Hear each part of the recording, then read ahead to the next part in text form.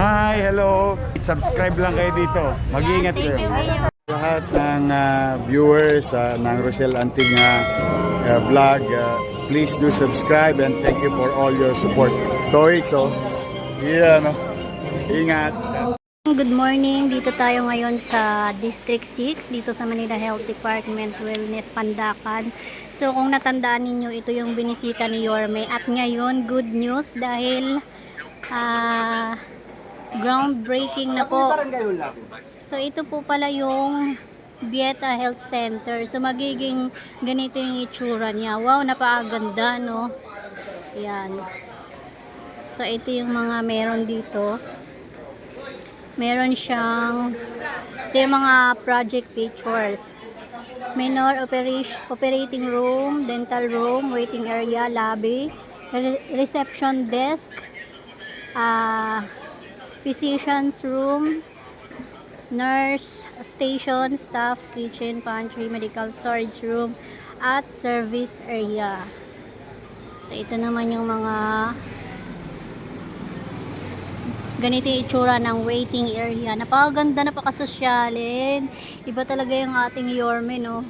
Ayan, ang dental room nila parang pang pang private. Renovation of Bieta Health Center. So dati siyang Manila Health Department, or ito talagang name niya. Mamaya malalaman natin yan sa speech ni Yorme. Ayan. Muli po isang magandang umaga po sa ating lahat, at para mas maramdaman pa po natin ang ganda ng umagang ito, maaari po ba akong makahingi ng isang malakas na palakpakan dyan? Maraming salamat po. Kasama po natin para sa ating groundbreaking ceremony, Francisco Isko Moreno Domagoso, Vice Mayor Angela Lei Chi Atienza, ang mga masisipag nating konsehal mula po sa District 6, Councilor Lou Veloso, Councilor Elmer Joel Parr, Councilor Voltaire Caloy Castañeda, kapiling rin po natin Dr. Grace H. Padilla, our City Health Officer, Engineer Armando L. Andres, our City Engineer, mga department heads at kawani ng Manila City Hall, Dr. Gladys Desiderio, Bieta Health Center Physician in Charge, mga staff, employees, and volunteers of Bieta Health Center. Kasama rin po natin ang Zone 91 Barangay Officials. Kasama po natin from Barangay 833, Zone Chairman Emilia Enriquez. From Barangay 834, Chairman Rose Ann Astor. 835, Chairman Renita Curameng. 836, Chairman James Del Rosario. 837, Dennis Laurenta. 838, Laurenta. 839, Chairman Edgardo Liagan. And Barangay 840, Eduardo Angel Espinola. Kasama po ang inyong mga kagawad, secretary, treasurer, SP chairman, SK Kagawad, Lupon at EXO, 10 ng inyong mga barangay tanod, at sa ating mga senior citizen at residenteng nasasakupan ng Zone 91 muli, maraming salamat po sa inyong lahat. At sa ating pong pagpapatuloy for her welcome remarks, ibibigay ko po sa inyo our City Health Officer. Palakpakan po natin Dr. Grace H. Padilla.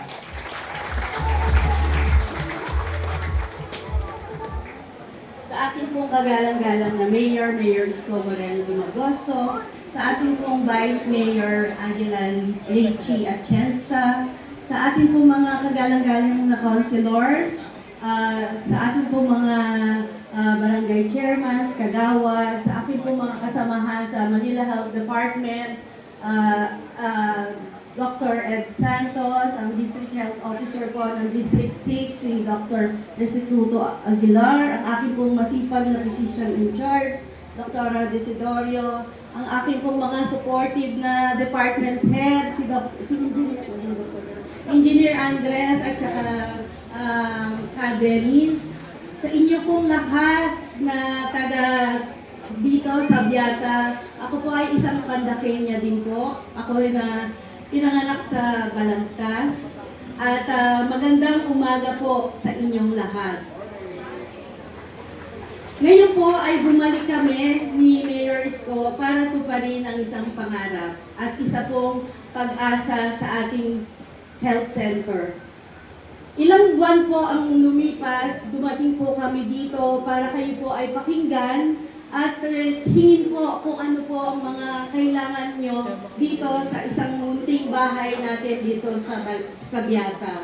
Sinabi niyo po sa amin na dati po ang pangalan nito ay Bagong Lipunan Health Center.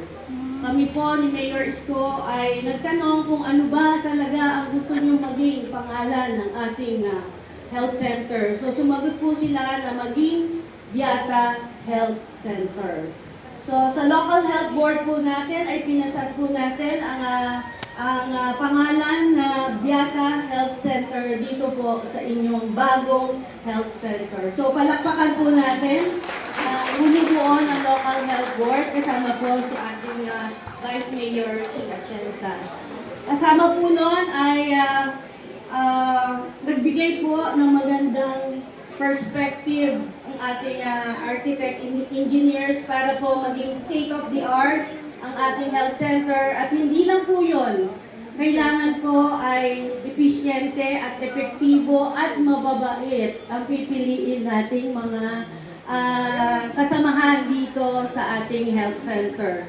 So natutuwa po ako sa araw na to dahil ngayon po ay magsisimula ang ating pagpagawa ng ating health center, kung kaya minamadali na rin po natin ang pagbubukas ng isa pong health center na malapit sa atin, ang Isidro Mendoza Health Center. So, pansamantala, doon po muna tayo, pagpasensyahan nyo na po at mamadaliin po natin ang ating health center. So muli po, magandang umaga po. Salamat po sa warm welcome nyo sa amin at mag-iingat po tayo lahat. Thank you. Maraming salamat po, Dr. Grace Padilla. At sa pagkakataong ito ay ibibigay ko na po sa inyo para sa kanyang mga mensahe at upang ipakilala ang ating pangunahing tagapagsalita, ang ating butihing Vice Alcalde. Palakpakan po natin, kagalang-galang Angela Lay Chi Atienza.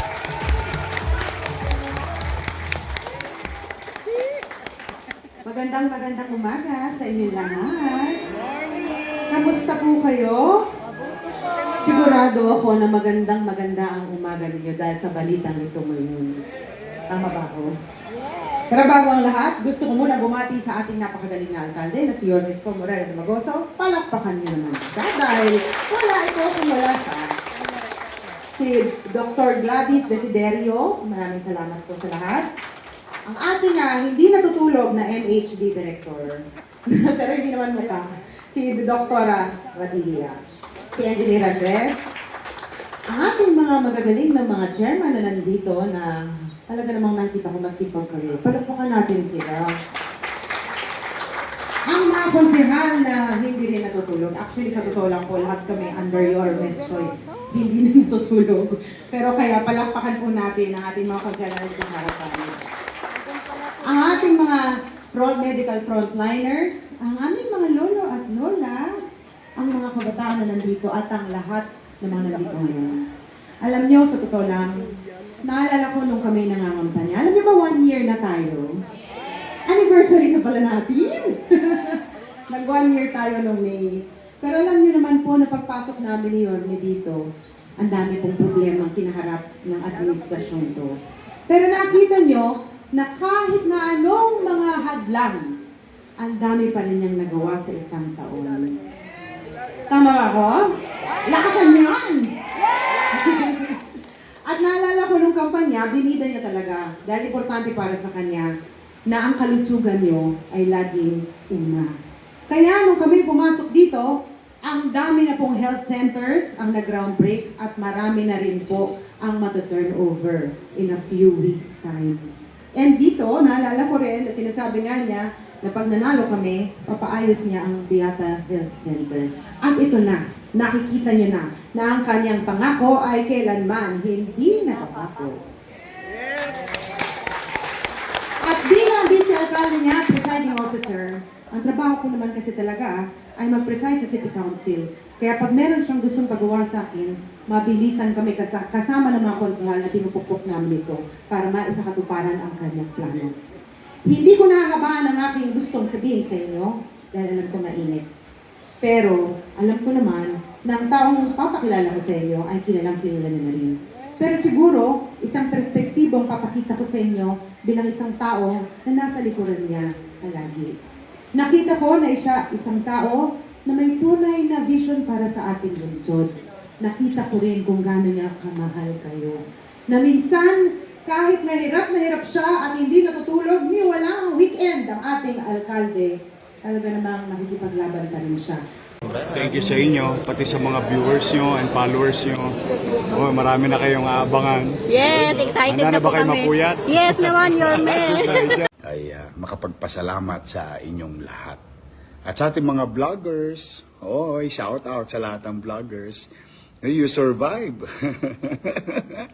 Abonado pa kayo. Thank you very much sa inyo, ha? Hi, hello. Subscribe lang kayo dito. Mag-iingat kayo. Lahat ng viewers ng Rochelle Anting vlog, please do subscribe and thank you for all your support. Toits, yeah, no? Ingat.